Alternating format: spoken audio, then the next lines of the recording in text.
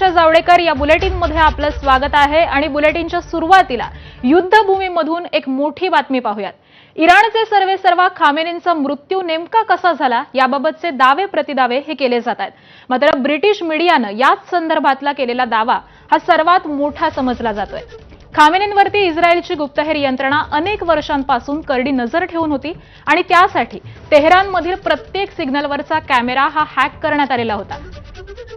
तेहरानमधील प्रत्येक रस्ताच नव्हे तर चौक आणि छोट्या गल्ल्यांमधली ही स्थिती इस्रायली पाहत होते आणि एवढंच नाही तर तेहरानसह इराणच्या मोबाईल नेटवर्कमध्ये देखील इस्रायलनं शिरकाव केलेला होता आणि त्यामुळे खामेनींच्या, त्यांच्या सहकार्यांच्या आणि विविध अधिकाऱ्यांच्या प्रत्येक हालचालीवरती इस्रायलचं बारीक लक्ष होतं।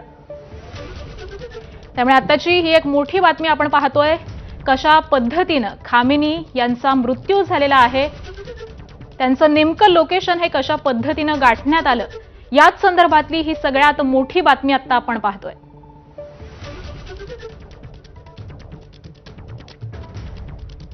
तर तेहरानमधील प्रत्येक रस्त्यावरती, प्रत्येक गल्लीवरती, प्रत्येक चौकावरती इस्रायलची करडी अशी नजर होती हे आपल्याला सध्या माहिती समोर येते। तेहरानमधील प्रत्येक रस्त्यावरचे, सिग्नलवरचे जे कॅमेरे होते ते कॅमेरे इस्रायलनं हॅक केलेले होते आणि याच माध्यमातून इस्रायलमधील प्रत्येक हालचालीवरती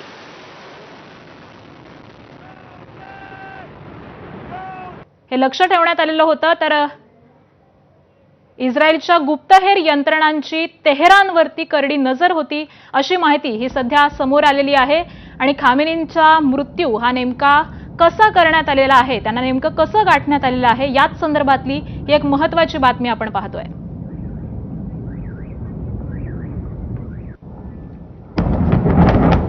आणि या बातमी संदर्भामध्ये आपण अधिक विश्लेषण जाणून घेऊयात। संरक्षण तज्ञ lieutenant colonel Satish Dhage sir सध्या आपल्या सोबत आहेत।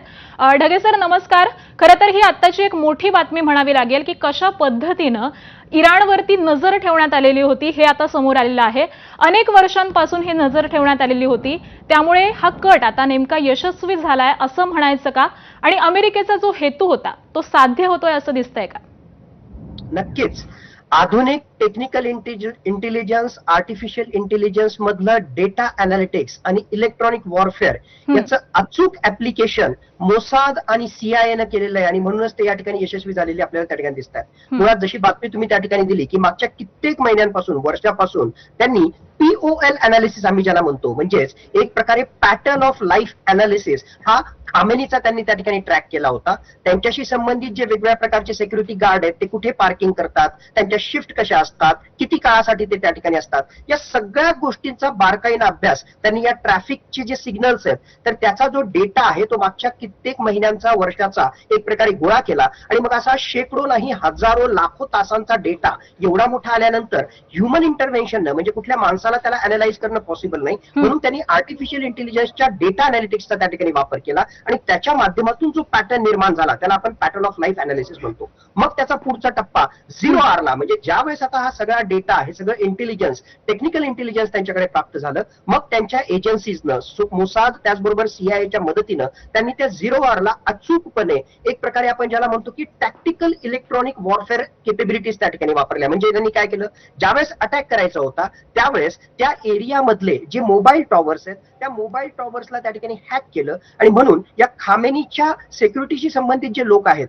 त्यांना जे आहे इमिजिएटली ती माहिती मिळू नये, त्यांचे मोबाईल फोन जे आहेत ते एंगेज यावेत, बिझी यावेत, अशा प्रकारचा पॅटर्न निर्माण केला आणि नेमका त्याच वेळेस त्यांनी अटॅक केला। म्हणजे मी सुरुवातीलाच जसं सांगितलं की मॉडर्न टेक्नॉलॉजी जी आहे, टेक्निकल इंटेलिजन्स आणि त्यातल्या त्यात AI, डेटा अनालिटिक्स, त्याचबरोबर इलेक्ट्रॉनिक वॉरफेअर केपेबिलिटीचा त्यांनी अचूकपणे वापर केला आणि म्हणूनच पहिल्या काही सेकंदातच सर्वात मोठं असं त्यांचं हाय व्हॅल्यू टार्गेट हिट करण्यामध्ये त्यांना यश मिळालं। याच्या सोबतीलाच फक्त खामेनीच नाही, पहिल्या 30 सेकंदामध्येच त्यांच्या अटॅकमध्ये 30 पेक्षा सुद्धा जास्त IRGCचे सिनियर कमांडर मारले गेले, ही सुद्धा माहिती आपल्याला मिळते। म्हणजेच टेक्निकल इंटेलिजन्सचा किती अचूकपणे ते वापर करू शकतात याचं सर्वोत्कृष्ट उदाहरण सगळ्या जगाला त्यांनी दाखवून दिलेलं आहे।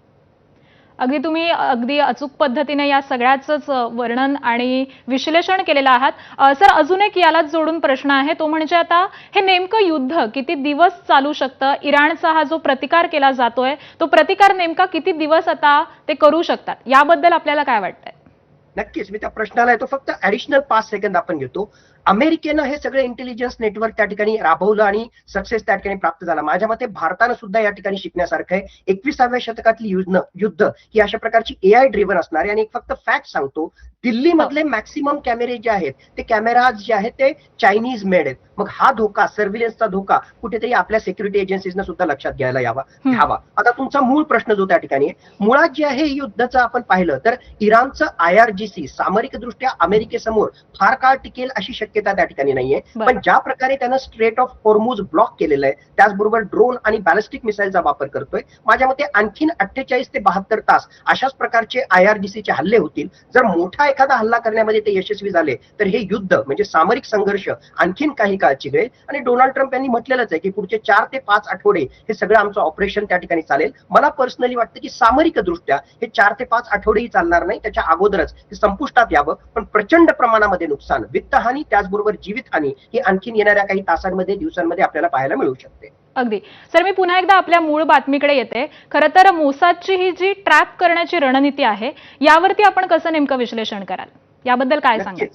नक्कीच. मी जसं म्हटलं की मोसादचा आतापर्यंतचा इतिहास जर त्या ठिकाणी पाहिला तर जगातल्या सर्वोत्कृष्ट अशा प्रकारच्या इंटेलिजन्स एजन्सीज मध्ये ते त्या ठिकाणी गणलं जातं. मागचे कित्येक असे ऑपरेशन त्या ठिकाणी तुम्हाला सापडतील की हनी ट्रॅपिंगशी संबंधित त्या वेगळा प्रकार असो किंवा ह्युमन इंटेलिजन्सच्या पॉईंट ऑफ व्ह्यू स्पाय, गुप्तहेर हे आपल्या एनिमी नेशन मध्ये त्या ठिकाणी पाठवणं आणि हाय व्हॅल्यू जे टार्गेट आहेत त्यांना अटॅक करणं, अशा प्रकारची रणनीती वेळोवेळी मोसाद त्या ठिकाणी करत आलेला आहे. जून 2025 मध्ये सुद्धा जर तुम्हाला आठवत असेल तर ज्यावेळेस अमेरिकेनं इराणमध्ये त्या ठिकाणी हल्ला केला होता आणि त्याच्या सोबतीलाच इराणचे अत्यंत महत्वाचे सिनियर कमांडर टिपण्यामध्ये आणि त्यांच्या बेडरूम मध्ये घुसून अशा प्रकारची कारवाई करण्यामध्ये जर मोसाद आणि CIA यशस्वी झाला असेल तर यावरून त्यांचं दिसतं की ह्युमन इंटेलिजन्स किती तगडं त्या ठिकाणी आहे. सोलेमानी जो इराणचा IRGCचा कमांडर होता, काही वर्ष अगोदर त्याच्या स्वतःच्या गाडीमधून तो जात असताना अचूकपणे त्याला भेदण्याचं काम सुद्धा याच मोसादनं केलं होतं. म्हणजे यातून आपल्याला दिसतं की ह्युमन इंटेलिजन्स त्याचबरोबर टेक्निकल इंटेलिजन्सचा